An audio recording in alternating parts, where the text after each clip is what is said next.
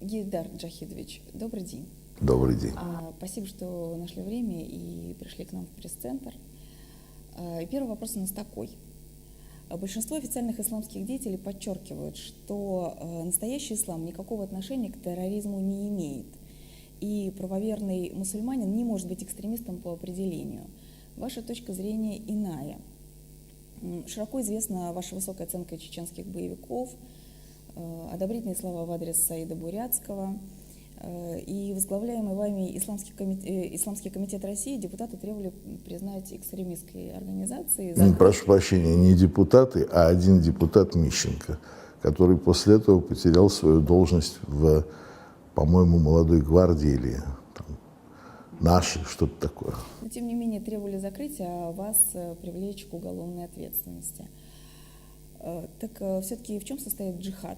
И вы оправдываете действия шахидов, устраивающих взрывы?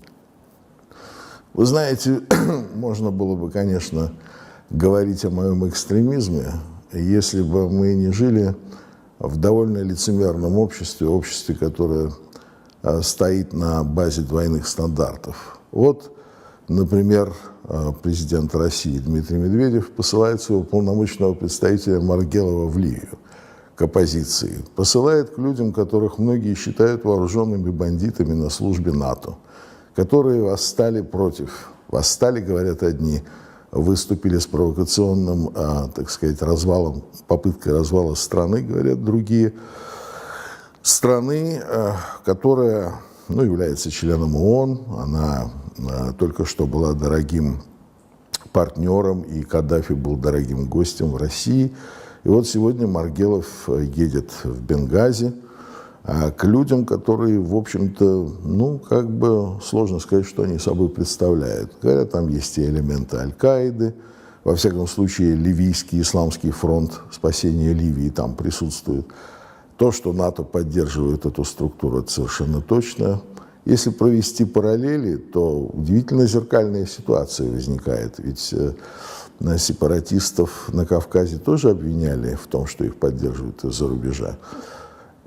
Конечно, можно поговорить и о конституционной целостности, но как тогда понять признание Осетии, Южной Осетии и Абхазии?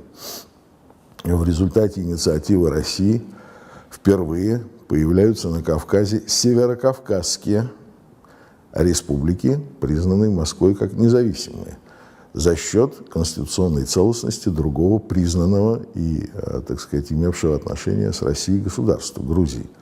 Поэтому мне кажется, что в данном случае мир настолько изъеден лицемерием и двойными стандартами, что говорить с моральных позиций правители сегодня никакого права не имеют. Что касается ислама и джихада. Ислам, в принципе, это религия, которая выступает против мировой системы. Выступает с самого начала, с момента своего проявления в мире, 1430 лет назад, потому что это составная часть авраамической традиции. Наш праотец Авраам выступал против мировой системы, против Вавилонии, против Ассирии, против тогдашней системы великого сакрального империализма, который царил на тот момент. Моисей выступал против мировой системы, против фараона. И фараон вошел, как притча во языцах, в качестве образа зла, насилия, тирании. И Иисус выступал против мировой системы, против кесаря. И отшвырнул монету, которую дали ему фарисеи с образом кесаря, говоря кесарю кесарева. Он отшвырнул эту монету, не желая держать ее в руках. И Мухаммад, наш пророк, да благословит его Аллах и да приветствует, который является наследником, продолжателем и завершителем дела всех упомянутых пророков, он тоже выступал против мировой системы в лице Византии и Ирана, тогдашних сверхдержав. Цель ислама, цель единобожия – это слом системы несправедливости, которая является доминантой мировой истории. Потому что в мировой истории правят насильники и тираны, опирающиеся на касту людей, скрывающих истину от населения, от народа, от, так сказать, вот, от просто людей, да, не дающих им осуществить свое историческое назначение. В Коране есть по поводу правителей аят, который гласит: «Мы, то есть Всевышний, установили во всех селениях правителей преступниками, чтобы они интриговали во имя своей власти. Но в конечном счете они интригуют против самих себя. Однако пока они этого не знают».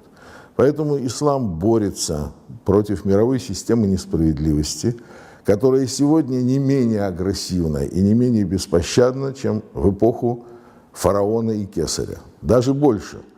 Потому что тогда, по крайней мере, существовала открыто предлагаемая людям система неких альтернативных духовных ценностей. Фараон говорил людям: «Я ваш верховный Господь, повинуйтесь мне». И, по крайней мере, это было некоторое, тот проект, который людям апеллирует к чему-то в человеческом сердце. Почему так любят Сталина сегодня? Почему так любили Наполеона? Фараон из этой же серии, только, может быть, так уже возведен в сакральную степень. Но сегодня неолибералы, которые господствуют в мире, они не предлагают людям даже этого. Они являются технократами, использующими финансовые механизмы для того, чтобы обкрадывать народы. Естественно, ислам выступает против этого. В мире, нужно понять, идет война.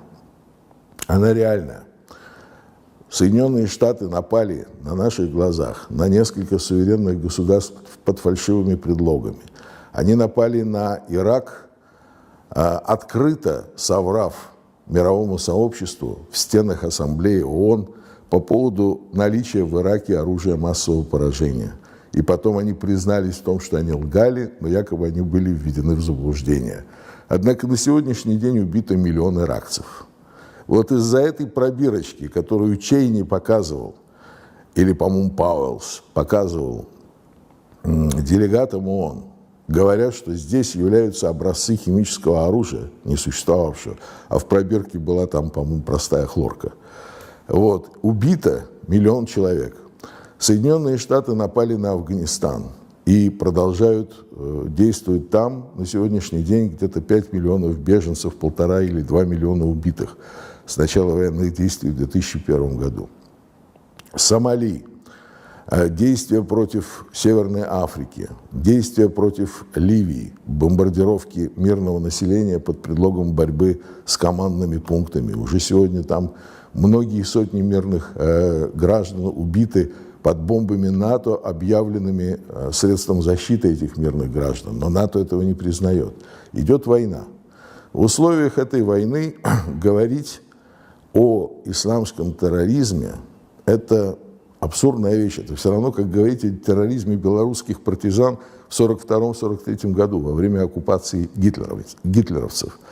Поэтому эти официальные исламские деятели, которые рассуждают об экстремизме, о правоверных мусульманах, это просто бессмысленные люди, которые не понимают, какой ущерб они наносят исламу, если они верующие.